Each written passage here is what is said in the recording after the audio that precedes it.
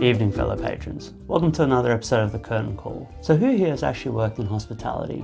I'm sure for those who have, many can attest to the difficulties, the brutal hours, the lack of sleep, the hope that one day you'll be paid an acceptable wage, those annoying customers that you think were put on this earth to irritate you, and all you can do is whisper under your breath, spit in your bloody food, and those last minute changes to the menu and the evening bookings. Because of course we can accept a last minute booking of 30 people. Boiling Point knows your pain.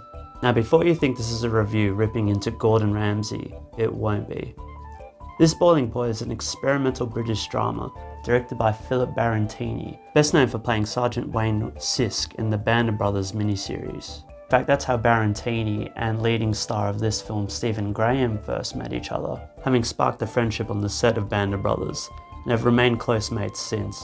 So Boiling Point is an extension of the 2019 short film of the same name, which also starred Stephen Graham. The concept?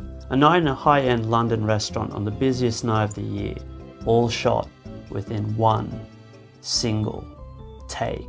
There's no editing cuts whatsoever, no annoying cut to blacks to hide a transition. It's all shown in real time of 90 or so minutes. But before we get to the main course, remember to leave a tip by pressing that like button. And if you want to order some more reviews from your fellow chef, remember to subscribe and get that curtain call goodness. You better get it while it's hot. So I actually went into this film with a little trepidation, as Boiling Point is being advertised as that film that's being shot in one take. Now this isn't to say I don't admire the craftsmanship of a single take. If done properly, it can really help convey a level of tension that not many other cinematic techniques can achieve as well. I mean, look at how a single take is used to illustrate a journey of vengeance in Gaspar Noé's Irreversible. Look at how a single take makes a shootout in tight corridors so intense in John Woo's Hard Boiled. And look at the work of Mexican cinematographer Emmanuel Lubezki, who used single takes multiple times in his career. I can think of many other incredible examples of the single take, and I dream of one day I can help craft such a sequence in my own work. However, over time, my love of the single take has been worn thin by its overuse in movies and television. I started to feel like filmmakers were using it as more of a marketing gimmick in getting people talking about your film and its technical achievements, than it being used as a creative tool to illustrate a point in the storytelling. This was my key problem with the Sam Mendes film 1917 from a couple of years ago. A film that I know a lot of people really loved, and yeah, has one of the best cinematographers attached to it. But the film was purely running off the gimmick of a war film in one single take. It's not a bad idea in concept, but when your film suffers in other departments, as that film did, the film starts to show a lot of flaws and it just becomes purely a technical exercise in how well they orchestrated the single take instead of it actually being a benefit to the storyline. As a result, I felt 1917 felt really artificial.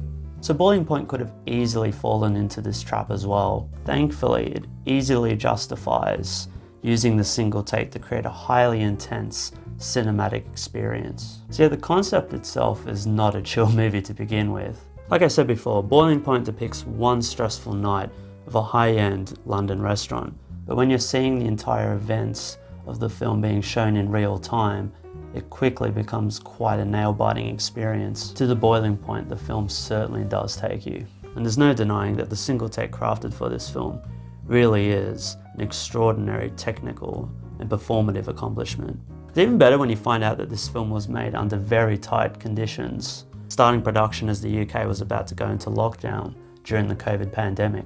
With the lockdown incoming, they had to cut down the production to 2 days of nighttime shooting, resulting in the time to only produce 4 takes, the third of which the film obviously went with, of course. Yet it's to no one's surprise that the cinematography is excellent. There's something really cool about the shakiness of the camera when it maneuvers around the space that really adds tension to the film. The cinematographer really has paid attention to making sure that the movement of the camera is very invasive as it gets into the business of all its characters. It's a naughty little camera who has no sense of personal space. It's a testament to everyone that it came out as well as it did. It just shows the strength of a really well thought out screenplay that excels in threading multiple characters so neatly into the grander narrative. It quickly becomes a multi-layered mind map of characters' problems and decisions, many of which will come to bite them later in the arse. One break of a rule here, a forgetful moment there, may have dire consequences much later. It certainly invites you to revisit the film again as well, to notice just all those bad decisions with the whole context of the events of the night. There are times that the limited location of the one restaurant did take me out of the film, as I started to realise the limitations of the single take. However, they really do a lot with the location and the characters, with every one of their staff members being given their moment to shine in such a tight 90-minute runtime. And I think the element that makes this really work, apart from obviously the cinematography, is just the dedication of the actors. Everyone here does a great job, and I can only imagine the stress on everyone's mind of not wanting to stuff up a take or screw up a line as the single take is rolling. I'd be really curious to see if there are any bloopers for this film though. What are you doing? Put your gloves on, son. Line. Put your gloves on, son. Put your gloves on, son. Okay, Stephen, you want to try that again? Put your gloves on, son. But I promise I won't fuck this one up. Put your gloves on, son. Cut. Huge praise should go towards Stephen Graham, a truly underrated actor who continues to blow me away in everything he's in, and it's equally the same here. It's a much more controlled performance than we're used to seeing from him. You won't get too much screaming psycho over the top Stephen Graham here. Instead, you get a really subdued, tense performance from him as you watch his character struggle to control his restaurant staff on this wild night as he's failing to meet expectations. The stress that just keeps piling up, you can just read it on his face. Little details in the performance really do reveal so much about the character. And knowing where the story does take him, it'd be interesting to go through the film a second time to notice certain cues and moments that I wasn't paying attention to the first time. It's a wonderful performance. That he can pull it off so well in real time is a real credit to his talent. However, equal praise must go to Vinette Robinson as one of the chefs of the restaurant, who has some of the most emotionally challenging moments in the film.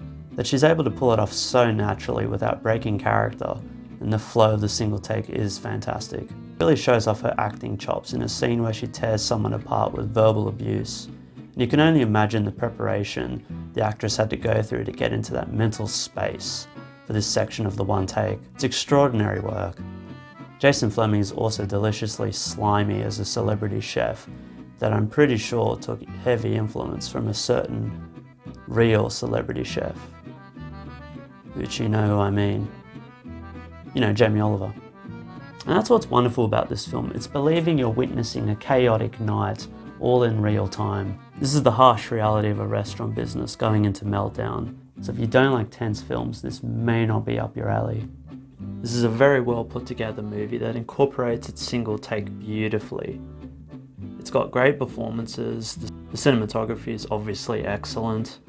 I'll probably try and watch it again, both to study the single take because it is extraordinary to witness, but also just for pure entertainment value as well. I really enjoyed this. For now, I think I'm going to give it a solid 8 out of 10. It's certainly one of the most entertaining films of the year so far. So, we come to my recommendations list once again. For those looking for a little bit more tense cinema, boy do I have 2 good ones for you. The first I'm going to recommend is probably the more well-known film, Uncut Gems, directed by the Safdie brothers. It's an incredibly nerve-wracking film. It's beautifully shot, beautifully edited, and with a killer performance from the one and only Adam Sandler, this is a real treat for those who like to be stressed during their entertainment. And the second film I want to recommend is Shane Meadows' This Is England. My UK viewers will probably know this film as it did span into 2 BBC TV shows.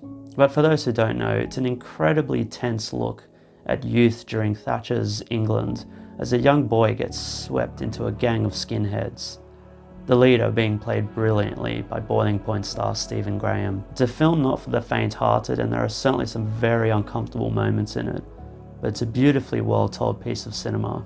So with all these intense movie experiences recommended, I probably should recommend something that's a little bit more light-hearted, because yeah, you're probably going to have a pretty nasty night if you follow up with these 3 boys.